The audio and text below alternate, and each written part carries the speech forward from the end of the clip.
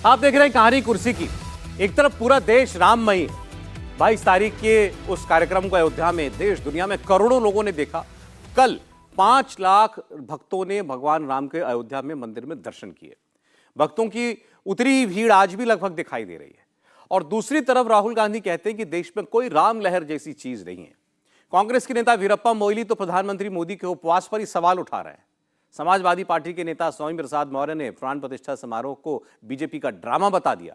उन्हीं की पार्टी के सपा के एसटी हसन जो सांसद उन्होंने तो रामकाज के विधि विधान पर सवाल खड़े कर दिए और इसका उल्टा असर होने का अंदेशा जता दिया। महाराष्ट्र में राम मंदिर को लेकर घमासान छिड़ा है उद्धव ठाकरे और बीजेपी के बीच में। उद्धव ठाकरे संजय राउत राम लहर का क्रेडिट भी ले रहे हैं और बीजेपी के नेताओं को रावण भी बता रहे हैं। तो ये सारी बातें हुई हैं, लेकिन राहुल गांधी ने जिस तरीके से कहा देश में कोई राम की लहर नहीं दिखाई दे रही है, उन्हें सवाल क्या था और जवाब कैसे आया, आप सुने। ऐसी कोई बात नहीं है कि लहर है, ऐसी कोई बात नहीं है। मैंने आपको उस दिन भी बताया, ये बीजेपी का एक पॉलिटिकल प्रोग्राम है। इसमें उन्होंने नरेंद्र मोदी जी ने वहाँ पे मतलब पूरा फंक्शन किया, शो किया, वो सब ठीक है, अच्छी बात है। मगर हमारी क्लैरिटी है, हमारा क्या प्रोग्राम है। हमने आपसे बोला पांच न्याय देश को मजबूत बनाने के लिए, ये हमारा प्लान है और ये हम आपके सामने रखेंगे। मैं आज सुबह जब एक डॉक्टर के साथ मॉर्निंग वॉक कर रहा था तो उन्होंने मुझे बताया कि इस तरह से एक इंसान का जिंदा बचना संभव नहीं है। अगर वो जिंदा है तो ये कोई चमत्कार ही है। इसलिए मुझे शक है कि उन्होंने व्रत रखा होगा। अगर उन्होंने बिना व्रत रखे गर्भगृह में प्रवेश किया है तो वो अपवित्र हो गया है। वहां से ऊर्जा का संचार होना संभव नहीं है। आज जे काही रामाचे मुखवटे घालून रावण फिरतायत,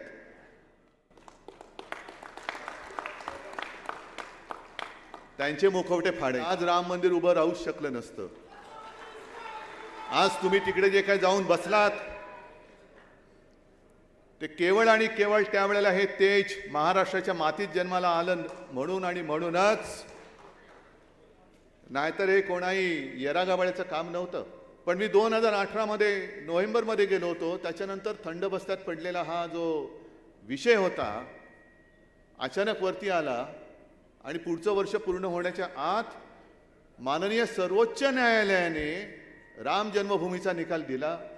आणि आता हे जे म्हणतात रामाचे सगळे पुजारी, चांगली गोष्ट आहे। प्रभू श्रीरामचंद्र हे कोणत्याही एका व्यक्तीची किंवा एका पक्षाची मालमत्ता नाही। आणि जर तशी तुम्ही करत असाल तर आम्हाला सुद्धा भाजप मुक्त प्रभू श्रीराम करावा लागेल। मला कालचा इव्हेंट झाला, राम की बात हो गई, अभी काम की बात करो, अभी काम की बात करो। उद्धव ठाकरे कह रहे हैं राम को हमें बीजेपी मुक्त बनाना होगा। वीरप्पा मोइली कह रहे हैं कि ये प्रधानमंत्री ने 11 दिन का उपवास किया होगा। मुझे तो शक है, 11 दिन तक तो ऐसे कोई आदमी बिना कुछ खाए पिए जीवित ही नहीं रह सकता, मुझे डॉक्टर ने बताया है। और राहुल गांधी कह रहे हैं राम की कोई लहर नहीं है। इस पर बात करते हैं। मैं नरेश जी से शुरुआत करना चाहता हूँ। सर, हम यहाँ भारत की चर्चा करते रहे और सारा जो कार्यक्रम अयोध्या में हुआ हम सब ने कवर भी किया, देखा भी। तो हम तो देख रहे हैं कि लोगों के अंदर क्या भावना है। ये सही है कि 22 तारीख को अगर प्रधानमंत्री ने कहा था दीपक जलाना, दिवाली मनाना, तो ऐसा ही लग रहा था शाम को कि दिवाली जैसे दूसरी दिवाली आ गई है 2 महीने के बाद। राहुल गांधी को कोई लहर दिखाई नहीं दे रही है। भारत छोड़िए, आप तो विदेश में इतना बरस रहे, विदेश से ही आएंगे अभी 4 दिन पहले। राम मंदिर की लहर थी क्या? सब महसूस कर रहे थे जो राहुल गांधी नहीं कर पा रहे हैं? देखिए, इसमें तो कोई दो राय नहीं है कि लहर तो थी और लहर अभी भी है। कुछ समय के बाद रहेगी कि नहीं, इस पर आप सवाल कर सकते हैं। और रही विदेश की बात, यहाँ तो मेरे पास तो उस दिन लंदन से मैसेजेस आ रहे थे कि वहाँ कितना उत्साह है। वहाँ पर जय श्री राम के मेरे पास मैसेजेस आ रहे थे। मैं मुस्कुरा रहा था कि ये तो वहाँ इतना उत्साह क्यों है। वहाँ मंदिरों में लोग दिए जला रहे हैं, अपने घरों में दिए जला रहे थे। मेरे पास कुछ तस्वीरें आई, लोग मिठाई एक दूसरे को बांट रहे थे। और वहाँ टाइम स्क्वायर न्यूयॉर्क में ऐसा हुआ है, वहाँ पर बड़े धूमधाम से स्वागत हुआ। देखिए, राम जो है भारत के लोगों के लिए एक बहुत अंदर की श्रद्धा का मामला है ये। और इसमें जो इतना बड़ा ये प्राण प्रतिष्ठा का जो इवेंट हुआ है, इसको आप इस तरह से नहीं आप अंडरमाइन कर सकते, झुठला सकते कि इन्हें तो कोई लहर दिख रही है, तो इनका एक शो था नरेंद्र मोदी का। अब ये दरअसल प्रॉब्लम राहुल गांधी की या कांग्रेस पार्टी की मुझे ये दिखती है कि उन्होंने तो इस प्राण प्रतिष्ठा के कार्यक्रम का बहिष्कार किया था। उन्होंने तो कहा कि हमें तो वहाँ जाना नहीं है, ये तो बीजेपी और आरएसएस का कार्यक्रम है। हो सकता है ये बात एक हद तक तो ठीक है ही कि ये राष्ट्रीय स्वयंसेवक संघ का इसमें बड़ा योगदान है और विश्व हिंदू परिषद उसी की एक शाखा है और भारतीय जनता पार्टी ने उसको आगे बढ़ाया और उसके नेताओं ने उस पर किया। लेकिन उसके बाद उन्होंने शुरू किया, लेकिन कार्यक्रम तो ये राष्ट्रीय बन गया ना। उस समय तो पूरे देश में जो उत्साह था उसको तो आप नहीं झुठला सकते। अब कहें तो क्या करें, तो क्या करें, उनको ये कहना होगा कि नहीं ये तो लहर नहीं है। अब यही बात जो है उद्धव ठाकरे की है। उद्धव ठाकरे इस समय सफाई देते घूम रहे हैं, लेकिन अगर आप देखें बाल ठाकरे जो उनके पिताश्री थे, बाल ठाकरे आज बहुत आनंदित होते। बाल ठाकरे ने तो उस दिन ये बयान दिया था कि जब उस समय बीजेपी के लोग भी ये स्वीकार नहीं रहे थे कि हमने मस्जिद तोड़ने में कुछ मदद की है, बाबरी मस्जिद को तोड़ने में हमने कुछ मदद की है, बाल ठाकरे ने कहा था कि अगर ये साबित हुआ कि शिव सैनिकों ने ये इसमें हाथ बटाया है तो मैं उनके प्रति बहुत गर्वान्वित होगा। सही बात है। इस तरह का बयान बीजेपी के नेताओं का नहीं आया था। तो उनके बेटे उद्धव ठाकरे आज उससे थोड़ी सी अलग बात कर रहे हैं।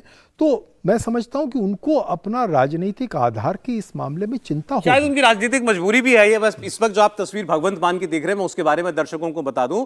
भगवंत मान ने ऐलान किया है कि हम 13 की 13 सीटें पंजाब में अकेले लड़ने जा रहे हैं, जिसके हम लोग बात कर रहे थे। बंगाल में ममता बनर्जी ऐसा कह चुकी हैं, अब पंजाब के अंदर ऐलान भगवंत मान ने कर दिया। जरा सुनते हैं भगवंत मान क्या बोले।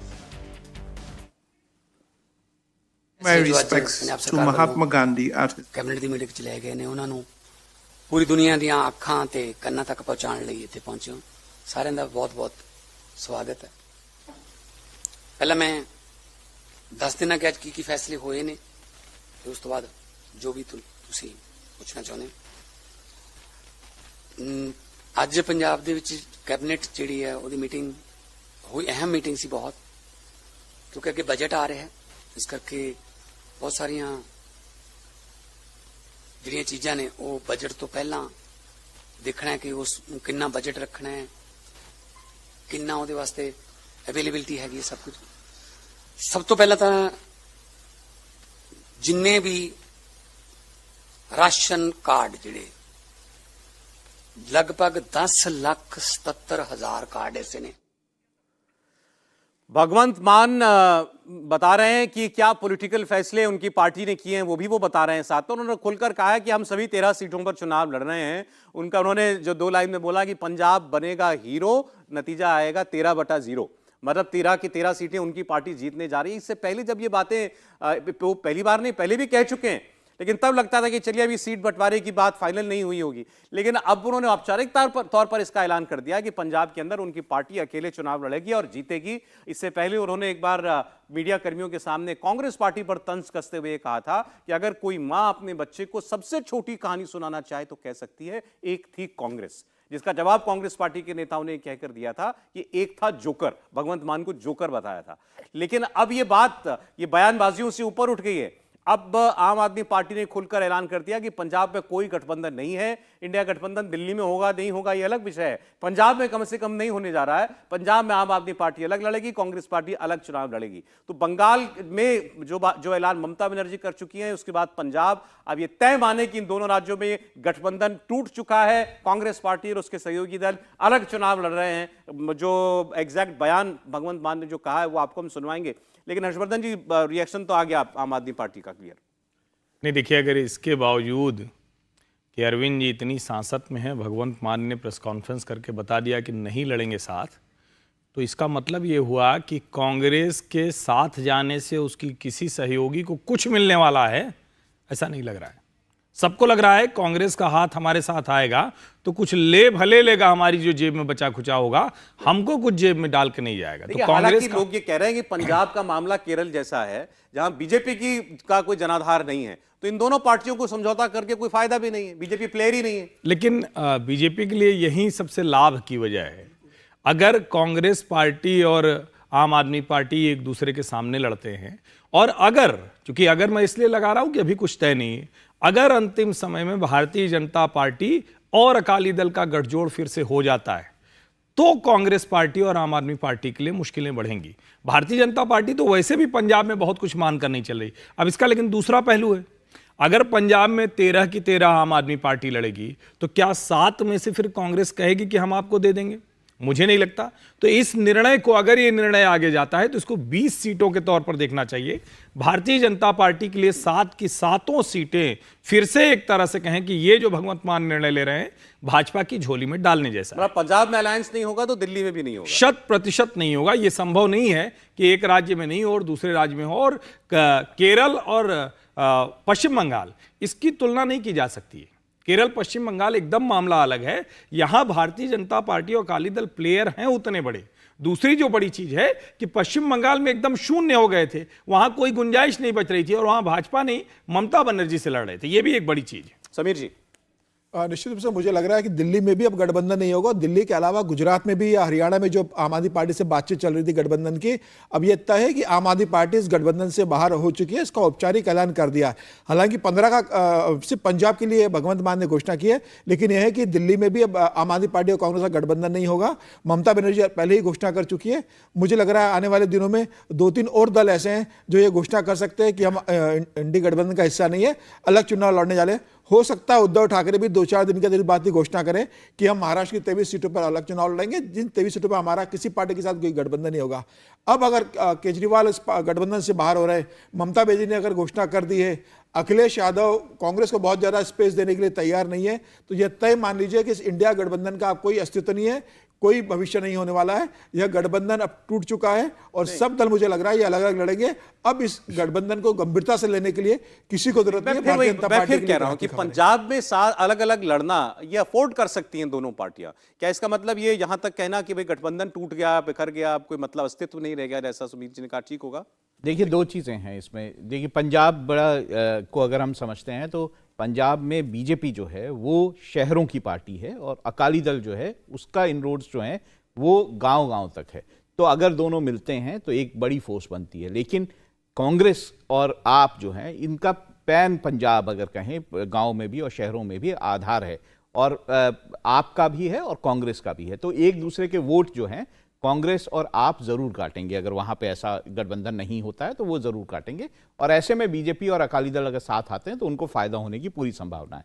दूसरी तरफ देखिए, इसका जो अभी अब गठबंधन की बात कर रहे थे, राहुल गांधी जो हैं, जहां उनको अपनी पूरी ताकत लगानी चाहिए थी इस गठबंधन को बनाने में, पूरा फोर्स लगाना चाहिए था गठबंधन को बनाने में, वहां पे वो एक यात्रा निकालने निकल गए जिसमें उसी के गठबंधन, ये जो हम बोलते हैं ये विपक्षी गठबंधन, उसी के लोग साथ नहीं दे रहे हैं, वो शामिल नहीं होना चाहते हैं। तो वहीं से मुझे लगता है दरारें तो वहीं से शुरू हो गई थी जब ये बात आई थी कि वो अपनी अपनी अलग यात्रा, न्याय यात्रा निकालेंगे, और गठबंधन के लोगों ने कह दिया था कि हम जो है इसमें शामिल नहीं होंगे, चाहे ममता बनर्जी हैं, चाहे अखिलेश हैं, चाहे बाकी लोग हैं। तो साफ साफ है कि ये अब गठबंधन किसी भी हालत में नहीं होने जा रहा है, और कांग्रेस जो है इस बार बड़ी मुसीबत में होगी, क्योंकि क्षेत्रीय दल तो शायद अपनी सीटें काफी निकाल लें, लेकिन कांग्रेस जो है शायद अपनी जो अभी की सीटें उससे भी नीचे जाए। नहीं तो इस गठबंधन का कोई मायने रह गया, वजूद रह गया या नहीं? मुझे नहीं लगता कोई वजूद रह गया, क्योंकि अगर महाराष्ट्र में इस तरह की आवाजें आ रही है, ममता बनर्जी खुद ही बोल चुकी हैं, उधर आपने ये कह दिया कि हम जो है पंजाब में अलग लड़ेंगे, तो वो दिल्ली में भी क्यों एक साथ लड़ेंगे? तो मुझे लगता है इसमें कोई खास गठबंधन की बात रह नहीं गई। तो ये 8 महीनों का जो भी प्रयास था, प्रयत्न था, नरेश जी, क्या उसका नतीजा यही सिफर निकलने वाला है? मुझे ऐसा लगता है कि अभी हम बिल्कुल रूल आउट नहीं करेंगे, क्योंकि अभी ये नेगोशिएशंस हो रहे होंगे और इस तरह के ये ऐलान ये लोग कर रहे हैं। लेकिन अगर आप ये देखें आम आदमी पार्टी की तरफ से, जैसा कि ममता बनर्जी की तरफ से हुआ कि अब उनको तो ज़रूरत नहीं है ना कांग्रेस पार्टी की, इसी तरह से आम आदमी पार्टी को कांग्रेस की ज़रूरत नहीं है। दिल्ली में भी वही बात है, वो कांग्रेस से क्यों समझौता करें? कांग्रेस को समझौता करने की ज़रूरत है, क्योंकि कांग्रेस को इनकी ज़रूरत है। इसलिए और जगह पर जैसे जहां पर कांग्रेस पार्टी का मुकाबला सीधे सीधे बीजेपी के साथ है, वहां पर तो ये उन पार्टियों को कोई सीट देने को तैयार नहीं होते, तो ये कहते हैं कि भाई हम क्यों सीट दें फिर तुम्हें। तो इस तरह से ये अभी ये होगा। अभी मुझे संदेह तो ज़रूर है महाराष्ट्र को लेकर, लेकिन मुझे लगता है कि महाराष्ट्र में एक कोई किसी तरह का समझौता जैसा ज़रूर होगा, क्योंकि उनके पास कोई चारा नहीं है और वहाँ पर कोई एक पार्टी नहीं है जो कह सके, जैसे ममता बनर्जी कह सकती हैं कि उन्हीं का मेन आधार है, आम आदमी पार्टी कह सकती है कि पंजाब में इस समय वही सर्वे सर्वा हैं। इस तरह से वहाँ पर जो महाराष्ट्र की जो पार्टियां हैं वो कोई पार्टी ये नहीं कह सकती कि हम ही सबसे आगे हैं, क्योंकि एनसीपी को, जो उद्धव ठाकरे की शिवसेना है उसको, और जो तीसरा दल है कांग्रेस पार्टी, इन सबको एक दूसरे की ज़रूरत है। तो हो सकता है कि वहाँ कुछ हो जाए और यही बात और राज्यों में होगी। तो मैं बिल्कुल रूल आउट नहीं करता कि नहीं होगा। ये इसमें भी हो सकता है कि आगे चलकर ये अपने इंडिया गठबंधन को बनाने के लिए कुछ छोटा मोटा कुछ कर लें, लेकिन ओवरऑल मुझे नहीं लगता कि बहुत ज़्यादा इससे इनका गठबंधन जैसी बड़े ज़ोर शोर से घोषणा हुई थी वैसा मुझे नहीं लगता कि कुछ इसमें निकल के आ रहा है। कुछ प्रभाव रह जाएगा। बहुत शुक्रिया सर, आज समय इतना ही था। नरेश जी आपका खासकर, आज आप पहली बार हमारे प्रोग्राम में आए, बहुत धन्यवाद आपका।